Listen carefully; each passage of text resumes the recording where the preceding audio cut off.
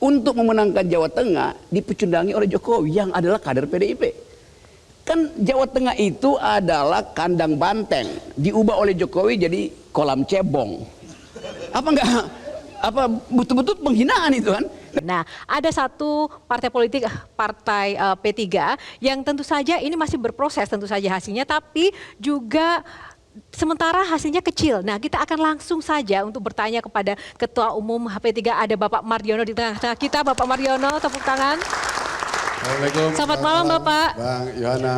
Apa kabar malam ini? Semangat? Alhamdulillah, ya, selamat malam pemirsa Metro TV seluruh Indonesia. Nah, Bapak, satu kata untuk menggambarkan suasana kebatinan Bapak tentang Pilpres dan juga hasil sementara yang didapatkan oleh P3. Iya, P3 sekarang sedang aktif untuk mengawal ya proses karena ini proses sedang berjalan ya. Pemilu sudah kita laksanakan, tinggal kita melihat prosesnya itu seperti apa. Kalau proses pelaksanaan sudah kita ketahui ya, semua di dalam rangkaian pelaksanaan itu sudah kita ketahui semua prosesnya. Sekarang pelaksanaannya sudah kita laksanakan, sekarang masuk ada proses penghitungan. Nah, ini tentu kita semua punya kewajiban untuk mengawal agar ini bisa berjalan. Kemudian tentu di dalamnya terdapat kekurangan dan lain sebagainya, ya mari kita potret bersama. Baik, dengan hasil sementara ini masih optimis ya Pak? Karena kan posisi angka dari P3 ini tidak cukup besar. Untuk P3 ya? Ya. Ya, saya optimis karena ya saya sebagai ketua umum tentu saya pelakunya ya, saya harus optimis dan saya yang selalu memotret hari-hari, bahkan kalau saat ini setelah pemilu selesai itu tentu dari menit ke menit saya mengikuti perkembangan itu dan juga selalu menerima laporan-laporan dari daerah di mana setiap dari TPS yang sudah ditutup selesai langsung melaporkan kepada Pusat Tabulasi Nasional kami. Baik, terima kasih Pak Mardiono dan panelis dan Bang Rocky. Kita akan gali lebih lanjut lagi terkait dengan pemilu kita kali ini melalui box-box yang menjadi kunci pertanyaan dari Q&A untuk mencari sebuah jawaban. Ada 9 box, nanti tentu saja akan dipilih secara random, tidak semua box akan kita buka, di dalamnya akan ada topik-topik yang akan kita bahas bersama. Oke, kita akan langsung buka boxnya terlebih dahulu. Dan tentu saja pemilu ini banyak sekali ya hal-hal yang tentu saja akan menjadi perhatian kita bersama. Dan tentu saja ini juga menarik perhatian terkait dengan prosesnya. Bahkan ini juga banyak partai-partai yang diprediksi masuk ke Senayan ternyata tidak. Salah satu yang tadi saya tanyakan adalah terkait P3 yang mungkin masih jauh dari ambang batas. Nah, mungkin ke Pak Mardiono terlebih dahulu, boleh membuka box nomor berapa untuk pertama? Saya di 8, box 8. Box 8, karena ini menuju ke presiden ke-8, siapakah dia? Kita buka box nomor 8. Oke, di balik box 8 ada pemilu. Baik, kali ini saya ingin bertanya kepada Bang Refli Harun yang tadi menyatakan sikapnya seperti apa? Apakah sama dengan Bang Akbar Faisal? Tadi juga ada menyatakan, wah ini ada ketidakberesan dalam hal ini, Pilpres kali ini. Tadi saya nggak ngerti yang diomongkan Akbar itu apa. Jadi yang diomongkan Rocky separuh mengerti ya. Tapi intinya adalah ini apa, pemilu ya. Pemilu. Pertanyaan saya malah ini ada nggak pemilu ini, terutama Pilpres. Saya khawatirkan nggak ada sesungguhnya Pilpres itu. Jadi yang ada adalah angka. Tapi Pilpresnya apakah ada begitu? Atau kalau kita balik, Pilpresnya ada, tapi apakah angka itu mencerminkan apa yang ada di TPS? Kan juga persoalan.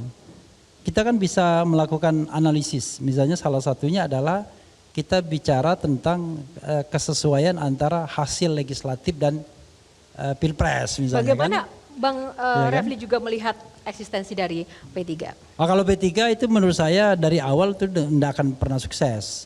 Kalau pilihannya nggak jelas begini kan, kata Sami tadi, kata Semi, ini Bu Mega baru 3 bulan menyatakan oposisi, ya beliau ikut Bu Mega, nggak jelas ya kan. Karena itu menurut saya justru orang mempertanyakan ngapain P3 itu tiba-tiba ikut PDIP begitu. Padahal ideologinya kanan ya begitu. Tapi orang juga bertanya ngapain nggak ikut istana kalau mau pragmatis. Jadi ini mau melawan, sorry Pak ya, nggak apa-apa kan saya frankly speaking. Jadi ngapain gitu, idealis tidak, tapi pragmatis juga tidak. Makanya gara-gara tanggung, ya suaranya tanggung juga jadinya. Apakah Bapak sepakat dengan Bang Refli? Mungkin silakan Pak untuk diberikan penjelasan.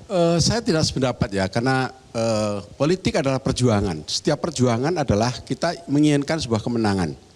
Ya, kemudian kita bekerja sama, berkoalisi, tentu kita memilih dengan partner koalisi yang kita percaya itu akan membawa kemenangan. Ya itulah yang kita yakini. Nah, jadi kalau menurut saya itu adalah pilihan yang terbaik bagi Partai Persatuan Bangunan untuk mencapai pada jalan kemenangan itu. Walaupun mungkin ada kemungkinan salah koalisi itu bisa menentukan juga kualitas dan kuantitas suara di partai ya Pak. Bagaimana Pak? Saya pikir partai kita memiliki sejarah sendiri ya. Jadi Partai Persatuan Bangunan ini bukan partai yang baru berdiri. Dan sudah ini berusia 51 tahun ya, dan sudah mengikuti pemilu untuk ke-11 kalinya pada pemilu tahun 2024 ini. Jadi insya Allah P3 sudah memiliki independensi dalam pilihan politik. Nah kalau kemudian tadi Bang Refli mengatakan bahwa P3 ini sekarang kecil ya memang itulah perjuangan. Perjuangan itu ya mungkin ada menang, ada kalah ya, ada besar, ada kecil ya. Itu sudah keniscayaan dalam satu perjuangan. Kalau setiap satu langkah perjuangan itu kemudian pasti kita akan menguasai sebuah pemenangan secara terus-menerus.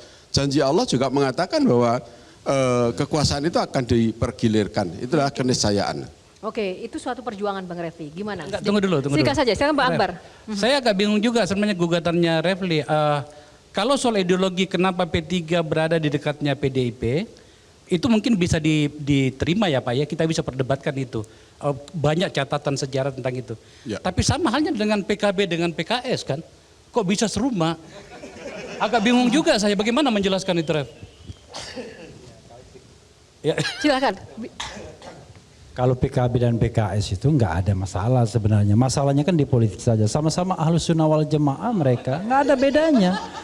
Setelah mereka kumpul, loh kok kita sama bisa sholat apa? Allahumma sholli ala sayyidina Muhammad. Sama ternyata sholawat asgil juga. Harus P3 selalu ada juga jawaban. sholawat asgil juga. Cuma masalahnya memang, tapi saya nggak tertarik terus terang Pak Mardiono membahas P3. Jadi bagi saya pribadi P3 partai nggak menarik. Di zaman Orde Baru, itu orang tua saya itu pemilih P3. Jadi waktu orang tua saya di simulasi di kantor, ada dua orang yang memilih selain Golkar. Satu namanya Pak Harun dan satunya siapa? Yang satunya di approach, yang Pak Harunnya udahlah nggak usah lah, keras kepala orang itu katanya. Itu ibu saya juga pilih P3. Karena kakek saya dulu Mas Sumi. Jadi, tapi P3 sekarang partai yang nggak menarik bagi saya. Tidak menunjukkan ideologi apa-apa. Bagi Bang Refli, kalau Mas Aris, silahkan Mas Aris. Ya, terima kasih Yohana. Pak Ketum, ada dua pertanyaan setidaknya untuk P3 dari saya. Ini soal Pilpres. Kalau kita lihat hasil sementara ya, setidaknya di quick count, 4% lah dapat P3 ya sementara. PDIP teman koalisinya sekitar 17. Artinya 20-21. Tapi kenapa tidak terrefleksi di pilihan presidennya Pak? Itu yang pertama. Yang kedua, sama saya dengan Mas Refli, keluarga ayah saya P3. Agak sedih juga saya melihat P3 sekarang ini gitu Pak ya. Tiga partai tertua ya, yang saat ini ada. PDIP, P3, dan Golkar. Dan P3 yang paling bawah. Bagaimana Bapak menjelaskan itu Pak? Ya pertama memang saya mengakui bahwa P3 sendiri juga tentu tidak puas dengan perolehan suara yang saat ini didapat oleh calon yang kita dukung. Karena itu memang di luar prediksi kita. Jadi kita masih melihat sekarang proses yang sedang dijalankan ini apakah di sini mengandung suatu masalah yang mengakibatkan kepada tidak liniernya. Dan ini kan juga dari hasil survei-survei sebelumnya kan juga jauh ya. Nah, kita sedang menyoroti itu karena proses sedang berjalan ya kita akan coba terus mengawal itu semua. Soal P3-nya Pak? Ya soal P3 kan sama, sekarang kan sedang berproses. Ini kan pemilu baru mulai dihitung ya, baru 2 hari. Mungkin yang masuk aja suaranya baru sekitar belum ya 30% ya. Ini tentu saya masih optimis bahwa karena saya juga tidak henti-hentinya ya, terus keliling di seluruh Indonesia dari Sabang sampai Merauke, dan hasil dari pemilu ini juga kita persiapkan jauh-jauh hari ya, bukan kemudian Partai Persatuan Pembangunan itu partai yang dadakan menjelang pemilu baru hadir, saya tentu tidak. Tetapi memang kemudian P3 itu pada hasil pemilu tahun 2019 itu memang ada di tingkat yang paling bawah, ya tentu untuk mengembalikan ke atas ini ya butuh proses waktu. Itu kami menyadari bahwa politik ini tidaklah mudah untuk seperti membalikkan telapak tangan. Santun Baik. sekali P3 ya. Jawabnya Tepuk santun tangan sekali. dong untuk Bilang ada kecurangan sulit sekali. Gimana Mas Rocky?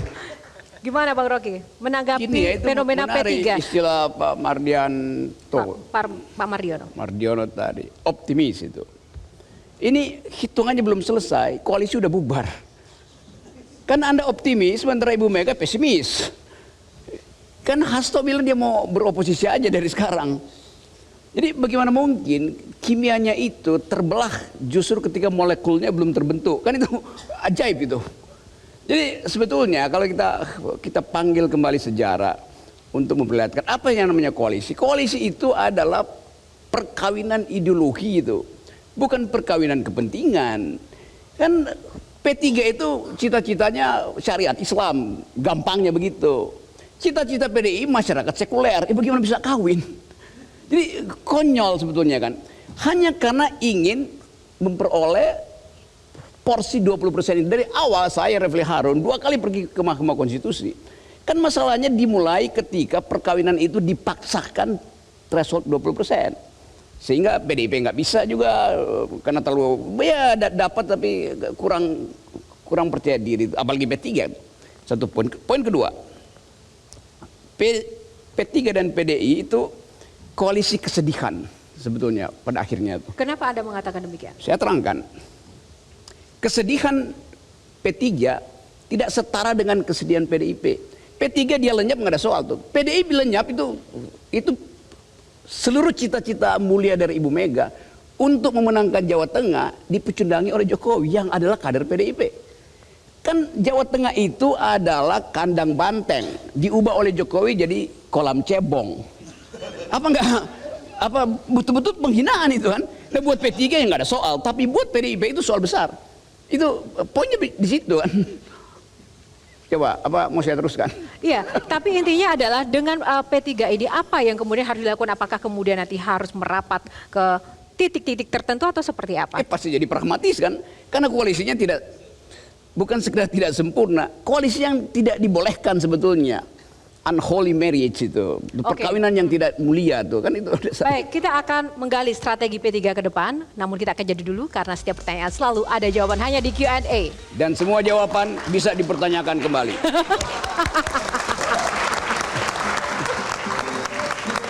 Jelajahi cara baru mendapatkan informasi. Download Metro TV Extend sekarang.